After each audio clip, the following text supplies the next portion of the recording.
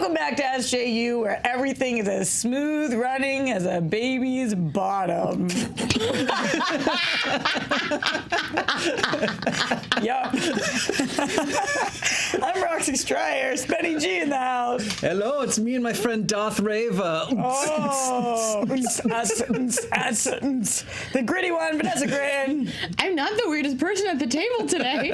I think like you're the least weird at the I table. don't know how to handle this. I don't know. Just half of the panel is crying, so you know everything has been fine. I'm crying in a good way. Joe Starr, because our adoption papers finally went through. I am officially rock star now. That's right. Tears of joy. That's right. Tears of joy. Wow, guys, it's been a morning, and we're here to share it with you guys, which makes either you very lucky or unlucky right now. Let's talk about all the things going on in the internet, because the internet's an interesting place that we all live, and everybody's been flipping out about this Obi-Wan story, so we're definitely going to get into it, but also we have the best fans on the entire internet, and you guys ask questions, so we will be doing some fan questions, and because you guys did enough thumbs up, enough liking, enough thumbing, You thumbed us real good. thumbed us hard, and we liked it enough that we're going to do a movie fight about it. You know who I bet enjoys a good thumb? Adam Sandler. That's who we're talking about, movie fights. We're going to be doing the best Adam Sandler comedy. It gets weird. More film stuff. And weirder. All right, let's break it down with this Obi-Wan story to start, guys, because last week we were talking about the rumors that began that the Obi-Wan show was going to be not happening on Disney Plus anymore. Those are the rumors. It's been canceled. Obi-Wan got canceled. Yeah, but not, because that's not what happened. Two independent sources with knowledge of the situation told Collider that the Obi-Wan series had been put on hold as the crew was sent home. So the rumors were seeming to have some merit because the crew supposedly was sent home from London. A time frame was not given, but the crew was told that the show would be down indefinitely. And a lot of the rumors around this were that Kathleen Kennedy wasn't happy with the scripts, so that things were going on pause. Collider said that. And then the internet flipped, because that's what the internet does, right? And Kathleen Kennedy probably had a really rough night last night. She was the #1 trending thing on Twitter. People were very upset. But then Entertainment Tonight spoke to a source close to the situation. I guess you could call it that. Ewan McGregor, guys, and He's an actor involved with the project. Yeah, good old you. You think he's in it? You think he would be in this? I think he at least knows people that are. Knows someone who knows someone. He suggests that the scripts are really, really good. They want to make them better, and they just slid the production to shooting next year. So it seems like yet again we have all flipped out on the internet for possibly no reason. Spenny, what do you think about this situation? Do you believe that the scripts are really, really good and that's why it was pushed? How are you feeling? I mean, I don't know. I just want to. We didn't mention the biggest scoop that I think at Screen Junkies broke here is that Kathleen Kennedy is going to make us all clean our rooms and she won't let you join the Navy SEALs, Right. even though you're totally in the best shape of your life. And she won't let you do it because it's dangerous. Oh, I missed that line. Yeah, you missed that one. Yeah. So that's breaking news. That you heard it here first. All the blog aggregators, so you can now pick it up and run with it. Yeah. Take that, Grace. This is news, I guess, that it's being delayed. I mean, I'm personally bummed because it seems like we're not getting anything on Disney Plus for a very long time worth watching, aside from just marathoning The Ugly Dachshund over and over again. But I do feel like they've messed up their launch. Yeah, the launch looks amazing when they're all on one spreadsheet, but then you look at the years and it's like 2020, 2021, 22, and it's like, oh, I'm spoiled by Netflix just shoveling crap into my face every week. So, I don't like this because it takes long, but I'm always pro take your time to get it right. So take your time to get it right. The gritty one, how you feeling? Yeah. On that end, I don't think it's good news or bad news. I think it's just news. Production delays happen all the time for so many reasons, from both script to something happening on location, or maybe just like a release being rushed a little bit ahead of time too quickly. Production delays happen all the time. I think just now, since we're in the age of media where every single aspect of production is reported on, something that would have been a nothing day in the news a few years back is now an internet firestorm. But yeah, I'm always pro take your time and not rush something ahead of time. But yeah, I'm really feeling that immediate. I've already watched everything I need to watch on Disney Plus. There's not really a lot coming down the pipeline, which is a bummer. I've already seen all of Even Stevens. I've done everything I need to do. Wow, you've been spending your time wisely. Joe, what are your thoughts? Good, bad, ugly? Stories like this are what makes me glad that we're not chasing headlines and we are just a show where everyone sits around with Darth Raver and makes funny voices and then sometimes plays Pictionary, because like with a story like this, yeah, you give it a day, and then the people up top are like, the release date's not even being affected, you guys. Like, we're taking some time to make the thing as best as possible and maybe calm down a little bit.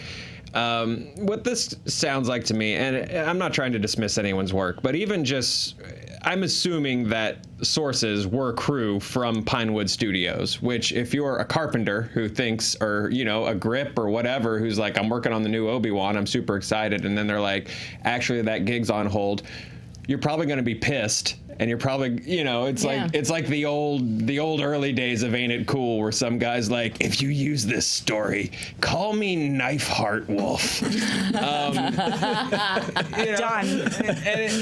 And it's like, look, we're in the cabal. I watch these little Illuminatis sit around at parties like, oh man, we heard a crazy thing. Should we run with it? And it's always just kind of like, no, you probably shouldn't, because he said, she said that an electrician that works at Pinewood said, like, come on, guys. Well, yeah, I think like, except for SJU, which should be 24/7 on loop. It is the best show on the internet. Yes. I concur, sir.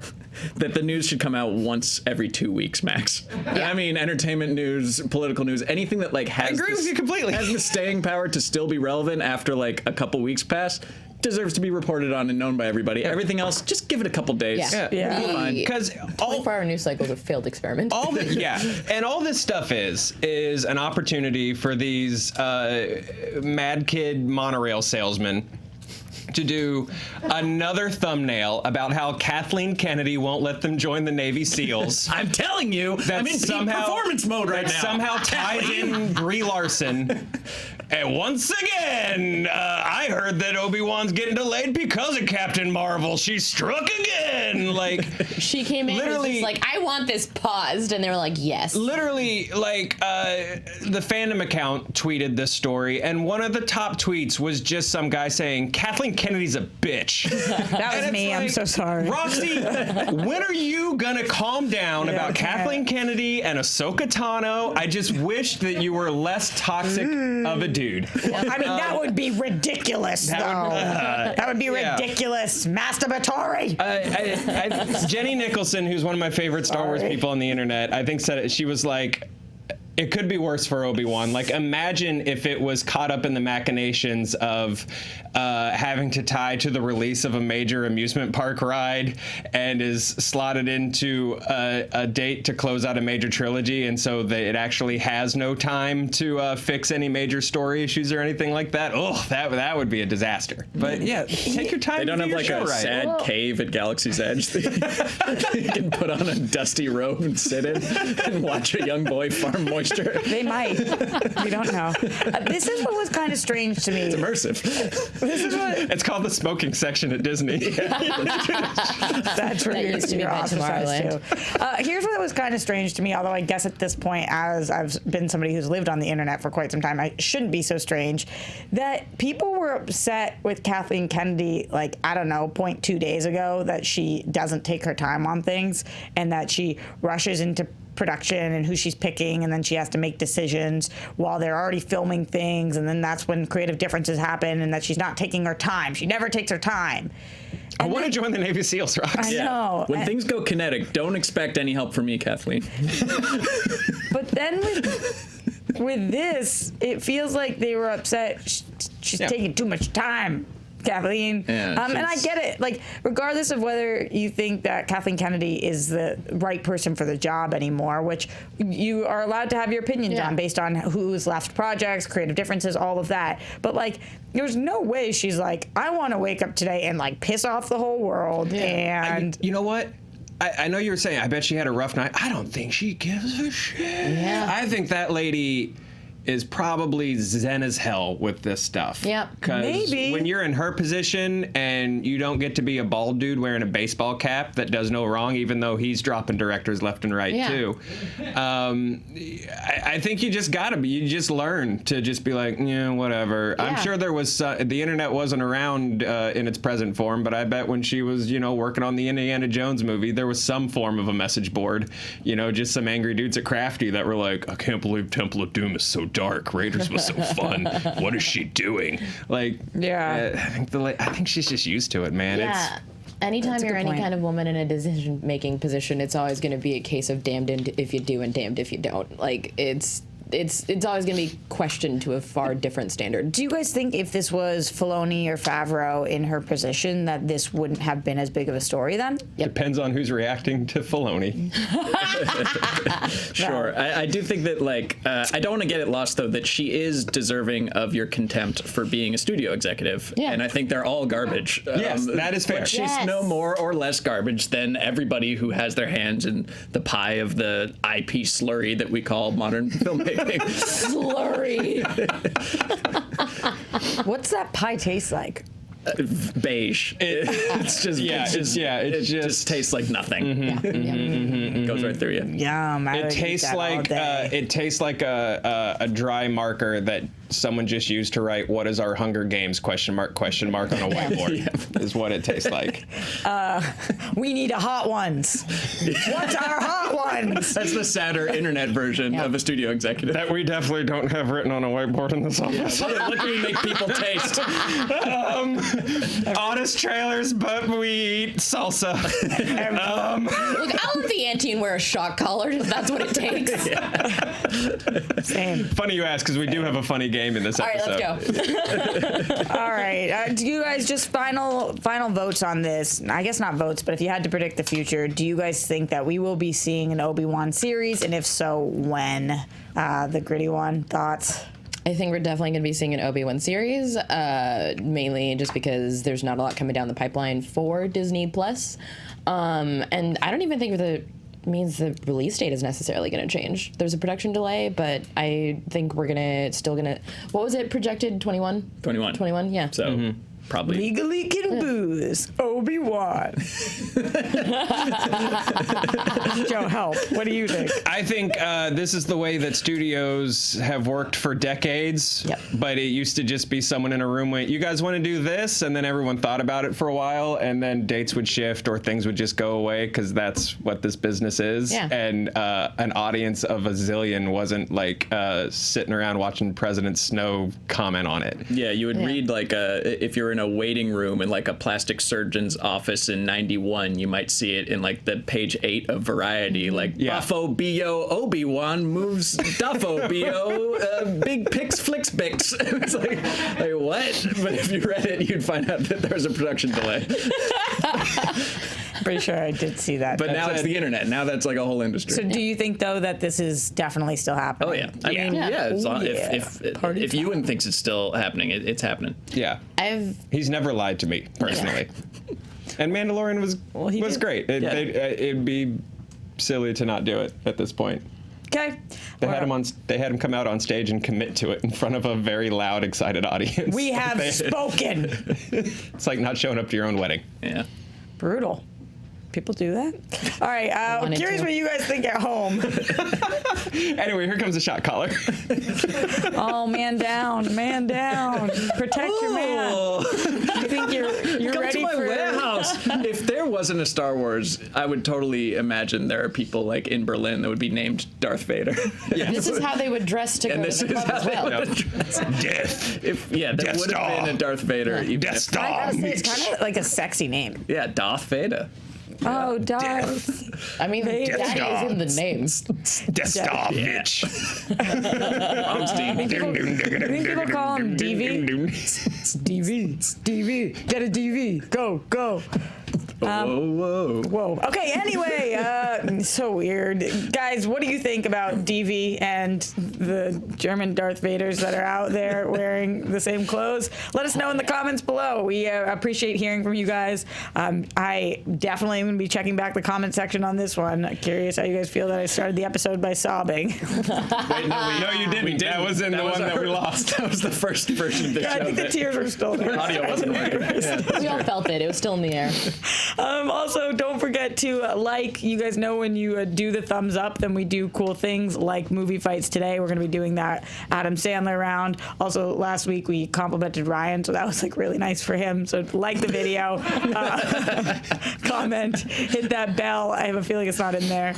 Whoa! Yeah. See, I should have complimented Ryan for this week. Thank you for doing that. We also have a ton of other content for you guys. Screen Junkies show, our Oscar picks. I think that's a Saturday. Yeah, drops on Saturday, I think. I hear Spenny's already changed his mind since his picks. I have, yeah. I need to preemptively apologize because I saw 1917 after, and the fact that we didn't put Sam Mendes as best director is a crime, a retroactive crime. So, whoops. If we still had annotations, I'd add that. It happens to the best of us. Yeah, well. It's okay. I think they'll forgive you. Also, Never Surrender available now. Check it out in the links in the description if you haven't seen it yet. Please play our movie so we can make another movie. What are you doing? Yeah. What's the next one going to be? I don't know. They gotta buy this one first. Yeah, buy this one first. I've got ideas. Also, Cats, what went right? What went right? All of it! slay, cat, slay. Making little muffins on my heart is what cats did. Oh my god. What? When cats do this? When they make muffins?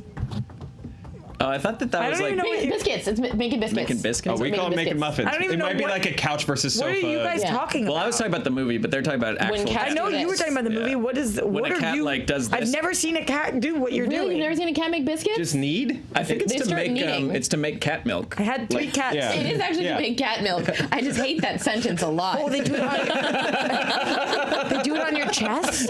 Well, they'll do it on anything. They'll do it on blankets that like just in feel case. like How does that cum. make milk? Well, they don't actually like make. instinct. They don't materialize milk. Basically, it's what happens when a little cat has been removed from their parent too young, so they're just kind of like nursing on So everything. it's cute and tragic. Yeah. Like me. Speaking of tragic, James Corden does it in the movie. Oh, no. Ew, James Corden trying to make cat milk. I hate what's happening. I hate it, but not as much as I hate the Australian wildfires. Nice Boom. transition. Get there. Fire. Guys, I know that it can be confusing where you should donate, where you should spend your money if you are trying to help. That's why we vet these links and we put them in the description below. I also, this Saturday, shout out to the stream that I'm going to be doing. We're going to be raising a ton of money for the Australian wildfires. If you check out my social media, it's from 11 a.m. to 5 p.m. We are live streaming, gaming, all of that great stuff. So check out my social media and you can see where to help support I say support the Australian wildfires, but like support The efforts. efforts to combat the Australian wildfires, but also the links below. Just make sure you check those out. And guys, now it's time for some fan questions. Yes. Wow, we don't get.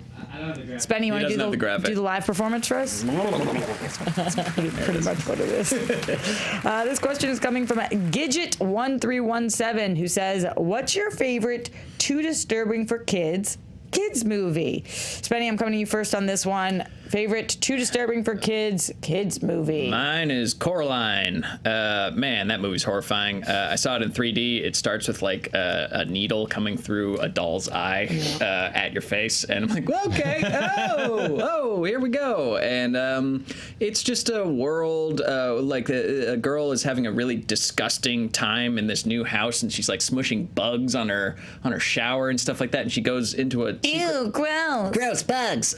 She goes into it's just visually it's upsetting. And she goes into a wormhole or something, and like everything seems to be perfect, but it's wrong. The whole thing just feels off. And I noticed that as an adult, and I imagine I would notice that as a kid. The gritty one? It's not even a movie from my childhood, but it's for children, and I watch it a lot as an adult. Return to Oz, because I'm a big Fairy Balk fan. And this takes the crown. It's the worst. It's the worst. Awful.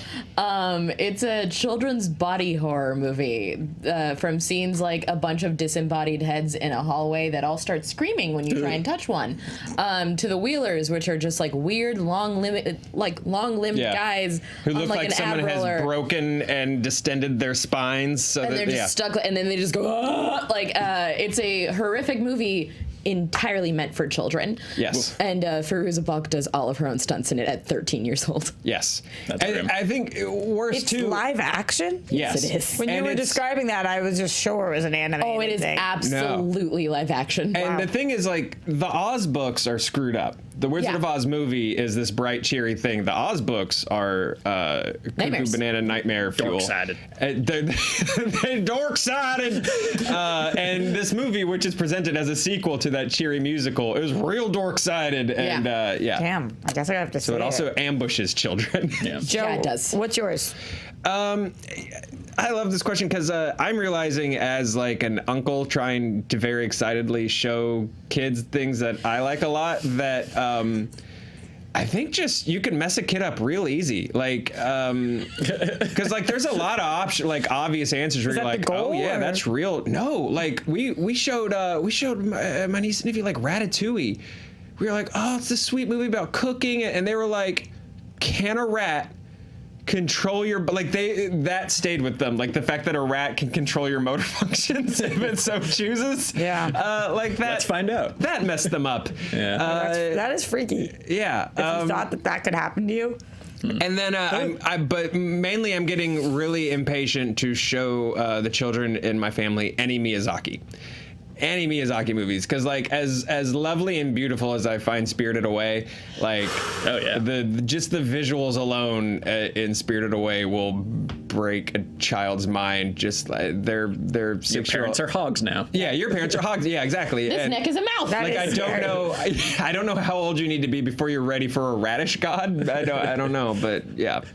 I mean, I was pretty young and I'm this now. Yeah, fair. But yeah, but that's sort of a silver lining. Aw. Yeah, I mean, sorta. I said it as a cautionary tale. No. Guys, we have another fan question coming from Michael Biryukov. Do you think I got it? Sure. Yeah. Okay. In your opinion, what are some Disney remakes that should happen in the future for the sake of improving the film's story or representation and not for the sake of making money? So we're doing exactly what they don't do and making decisions based off of what could be good. So Disney's been nationalized by the state. Yeah. It's entirely a Totally. profitless venture. What should they make? Bernie has taken the reins of First the order of MCU. business. Joe, You gotta go. We gotta take Mickey out of the hands You gotta do the hand. of the millionaires and the billionaires. Joe, we're coming to you first. I'm gonna go Sword in the Stone. Rule number one: all King Arthur movies are Great. Are great. All of them. That is, All of Joe them. has a weird lack of critical. I do. faculties I when don't it know comes what. to I King know Arthur they're all stuff. terrible, but I love all of them, and I watch They make me happy. all of them. Your Yeah. King Arthur is my Spider-Man. Perfect. Yeah. There's never been a bad Spider-Man movie. Not one second, not one frame of a Spider-Man movie. I love, but if there was one where I was like, we can fix this, it's Sword in the Stone. It's too short. It ends abruptly. It's like this weird slice of life of a specific point in King Arthur's life. And I remember even as a little kid, a squirrel falls in love with him, and then he's a fish, and then Merlin's like, you're gonna be the most legendary king of all time, and then it ends, and you're like, but when he gonna be King Arthur? And I just can't wait for him to be king. And the movie does not do that. Everybody look left. Everybody look right. Everybody look up. We just got dropped for copyright violations. But I Benny think, doesn't even get what just happened. I don't think there's been like a really I think they could do a really solid adaptation of the actual like original Once and Future King. Like, that's your franchise right there. People keep trying to make King Arthur franchises, but they keep trying to be like, but what crazy thing can we do? And it's like, no, man, that's a pretty good book. Just make it. I think Disney could do it good. All right, Vanessa Gritton. On 2 different counts, Pocahontas. I think that could take a big remake. Like, culturally, in the original movie, Disney actually turned down the Powhatan tribe's attempt to be like, hey, let us consult with you on this, and actually like bringing in native consultation would be amazing. Disney was like, nah, we all drew hand turkeys in school. We got this. We got this. Oh. And they actually like turned down the tribe, and I Maize's think, corn, we got it. right, actually like getting native consultation would be great, because the story in and of itself is very like, it's this very like revisionist, make yourself feel better, back patty version of events. So that on one end, and on the other end, like if you strip all of that away, it's just the most bland version of West Side Story. It's just the most bland star-crossed lovers, like, why didn't you send John Smith home kind of story. And John Smith is like pretty boring on his own. His name is John Smith. Yeah. And he's basically that like first crush that you have on a boy because he's clean and doesn't smell like old pizza rolls. But that is so strange. I was looking this up the other day, and like the hottest guy, well, okay, I was looking this up the other day. I don't know why. Tell us more. The hottest guy animations. Oh, the hottest guys in animation. He's number 1 on so many lists. Oh my which is god. So wrong. He is so first He's of all, so boring. it's Shang from Mulan. So hot. That body, though. My god. And then the little top. Yeah, but you like, yeah. So anyway, continue. John Smith is just like boring, and like there are some good songs, but even then it's like they could have done so much more with the raccoon and the hummingbird. Facts. Everything about it just doesn't really. Anytime I see it come up again, I'm just like, whose favorite movie is it? Would you live action that sucker, or would you just do another animated? I love any excuse to do animation again. Cool. And there's so That's many not the beautiful question. animators. But like, in that case, live action. Let's make money, baby. Yeah, it's not the- Just to be No, I just said clear, remake. actually, maybe it is the question. Just remakes. I'm wrong. Yeah. What I said. Yeah, You could do a thumb war, like what was that dude's name that did all the thumb Adam movies? Sandler. You could make that. Pocahontas. He did Kung Pao and all the thumb movies. Yes, definitely. Steve Odekirk. And now Thank you, Ryan. related to Bob. Probably. And now No, Odin versus Oda. oh, now is a really good time that you're talking about thumbs to thumb up this video. Thanks. Spenny? Give me yours. I think they should make Fantasia every 10 years. This one would probably be like 5D, you know? They just like wrap you in some type of feeling gel and then pump it directly into your cortex. I'm honestly Can I into give you that. money That's for a really this? good idea. Yes. That's I accept. feeling gel. I don't know. I'm just trying to imagine the next D beyond Yeah. 4. That's cool. Because there's a 4D movie theater downtown, and all they do is just blast like cold fog in your face when there's a water scene. You could be like getting an ultrasound, and like they could be happening inside you. Exactly. Yeah. Now you're talking. Like we need to break barriers down. Ultrasound movies. We need that extra D. That extra D. Because the I was extra D, I thinking. thought was time was a D, but the I guess the D is Who like needs the the extra like little D? spritzes in your face and like rumble seats. We need more D than that. There's not enough D. Yeah. And Fantasia is the property to Guys, explore Spenny new is not Ds. getting Yeah. enough D. Yeah. all the Ds. Quote it. Give him all of the D's. I honestly love that idea. I feel like that'd be a good morale thing, like on the Disney lot too, where Yeah. it's like, oh, we get to do what we get to like try to out Fantasia each other this year. Like, Yeah. Oh, that's man. actually really cool. I love every Fantasia. They're all good and perfect and wonderful, and I love any reason to get more animators showing off on a project. Yeah. Totally. I have not seen 2000. Oh man. Because I think at the time I had a rule where I was just like, I'm not going to watch anything with 2000 attached to it because it was like Dracula 2000, All good. Probably a good Fantasia choice. 2000. So I just lumped it in with the other 2000s. Yeah. Okay. It's remarkable. I mean, it's they're short, so it's like Yeah. some are great, some are whatever. I think they're all beautiful, wonderful, and ultrasound worthy. Let's get into this movie fight, guys, because, like I said, we unlocked this baby with all of your guys' thumbs. It's time for Screen Junkies Movie Fights. Yeah, I got the Oh, yeah. And we're doing this one because you guys, everybody is still talking about Uncut Gems. That movie really freaked me out. Talk about a kids movie you shouldn't show to kids. Did you? Did you show Uncut Gems to a child, Roxy? I'm not ready to mom. That movie was freaky, man.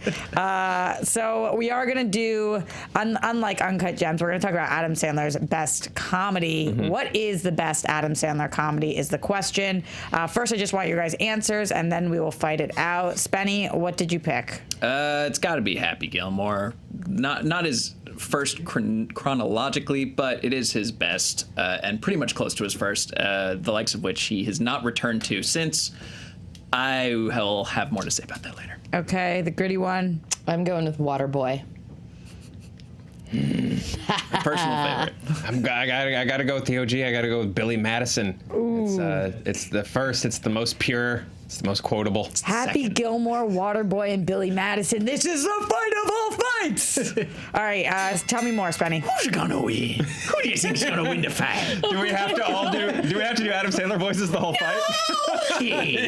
So he's a golfer, a little golfer man. I will leave.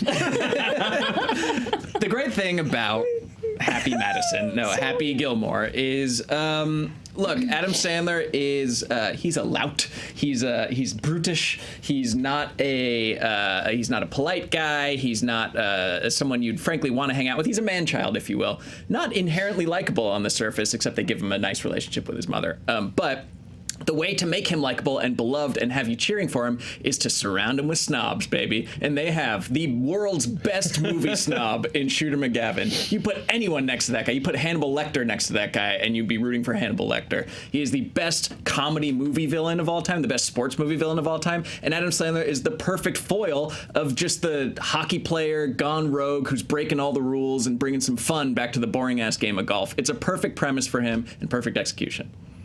Gritty? Waterboy for so many reasons. First of all, Academy Award winner Kathy Bates. You have Academy Award winner Kathy Bates and Fairuza Balk in the same movie. And in almost every Adam Sandler movie, the formula is that it is a man-child. All of them, sweeping. But the thing that Waterboy does that none of the other ones does is that it flips the formula. Normally, he's the most bizarre, outrageous person in the room, and he's surrounded by normal people, so you need Adam to carry the humor all the way through. This is the only one where he's playing someone, not necessarily like straighter, but a little bit more, still very funny, but muted, and everyone around him is a maniac. So even when he's not on screen, it's still a hilarious movie. Even when it's just Henry Winkler and Kathy Bates, it's still a funny movie, because it's a Funhouse version of whatever the writing team of Sandler, and I can't remember who the other guy is, think Louisiana is. It's Bizarro version South. I'm going Billy Madison. I think I agree. The trick to Adam Sandler is the man-child, and I think Billy Madison is the ultimate man-child, the rich man who never stopped being a child that still sits in the bathtub arguing over shampoo and conditioner and letting them fight and possibly have sex with each other. I don't know. Who knows what would have happened if that scene had continued with those bottles. You got a powerhouse comedy ensemble here. You got Sandler. You got Bradley Whitford. You've got Norm Macdonald. You've got Chris Farley in one of my favorite Chris Farley roles. You have Sonya Blade from Mortal Kombat as the love interest, and I think that on its own is a huge highlight. Put some respect on. Oh God, I was gonna get her name. It's something. Bridget Nielsen. Wilton. Yeah, Wilson. Definitely is Brigitte Nielsen, for sure. But this is Veronica Vaughn. Want to touch the hiney? I hear that Veronica Vaughn is one piece of ace. Like that's. This is the most quotable of his movies. I think Happy Gilmore comes in strong with The Price is Wrong, bitch, but I think Billy Madison just overwhelms it. The principal monologue, may God have mercy on your soul. Yeah, I just think this one this one just decimates comedy-wise. Well, thank you for bringing up the Bob Barker moment, because this film also has the best bit parts of any Adam Sandler movie. There's always people like who are in for a scene or two, and this one has absolutely show-stealing performances from Bob Barker, playing himself, being the world's best sport, and Ben Stiller as the old person's nursing home sadist who's making grandma knit until her hands hurt. It's one of the best small comedy roles in all film. I mean, Waterboy also has its own share of cameos. You got your big show. You have your return. I think actually your first return of the Rob Schneider You Can Do It character. Oh, boy. Back before it got old. Put that in the negatives category. No, it's before it got old. It was when it was still cute. I wouldn't say that a movie is great because it's quotable, because there's a lot of quotable movies that are maybe not the best, but it also has its quotable moments. It has your Abdullah Oblongata scene, which I think is the only reason a lot of people know what an Abdullah Oblongata is, or even just any one one of his sweet short homicides. No, it was when he fought Colonel Professor. Yeah. I'm thinking chlorophyll, more like borophyll. And we get to see, once again, Academy Award winner Kathy Bates tackle a dude. See, I think both of these movies is when Adam Sandler starts to lean too hard on the cameos and bit parts. I think Billy Madison stands on its own without what was going to start being the blueprints of a grown-ups, where he's like, what if more of my friends just did more heavy lifting for me? Happy Gilmore's a one-man show. You're with him the whole way. But I also argue that this is Adam's, in terms of like, I agree with you, the best Adam Sandler characters are the crappy Adam Sandler characters. I think Waterboy is the unfortunate turn towards him having heart that I just don't like in his comedies. Waterboy for me is the first thing where it's like he found the voice first and just thought the voice was funny and then thought everything else would fall into place. And it was funny. And it is funny, but it's the start of a little Nicky-ish trend. But I would argue in terms of like in the Battle of the Brutes Adam Sandler characters, I think Billy Madison is the funny one. The golfing thing is funny, but there's something about the idea of a rich dick who only wants to graduate high school so that like he can get laid and inherit wealth or graduate all of school, is just inherently funny to me. It's horrible and selfish and like perfect Adam Sandler. Consider that golf stinks. Yes. Agreed. That's why you need someone to shake it up, like Happy Gilmore, like an ex-hockey player who's just trying to get his mom out of a retirement home. What was the end of that consideration? Nothing other than golf stinks. Well said. Yeah, and so nobody likes golf if you're under 60, so this is like a chance to kind of ruffle some feathers and bring some fun to it. It's a great sports movie on top of a great comedy. Any final thoughts? That's my final thought. I do think Billy Madison is also a trailblazer of pre-internet discourse in which he says, I agreed that game is very fun, but I just like Donkey Kong better. And then the kid says, Donkey Kong sucks. And he says, you suck! Like that's it. That scene alone is why we're all at a table today and even know each other at all. Legitimate argument. Not only does it actually flip the formula, but I actually do really appreciate the heart aspects to it. I do like that every single person has a full story, character development, and growth moment. Both his mother learning to let go, the coach coming to terms with maybe some of the mistakes of his past, and him just gaining self-confidence in himself because he doesn't change. He doesn't speak differently. He doesn't look differently. By the end of it, it's just him liking himself for as he is. And it's a really funny movie that actually gives a lot of really good physical comedy to women, which is something that was kind of hard to find at the era, that we actually get from a younger and older actress. All right, time.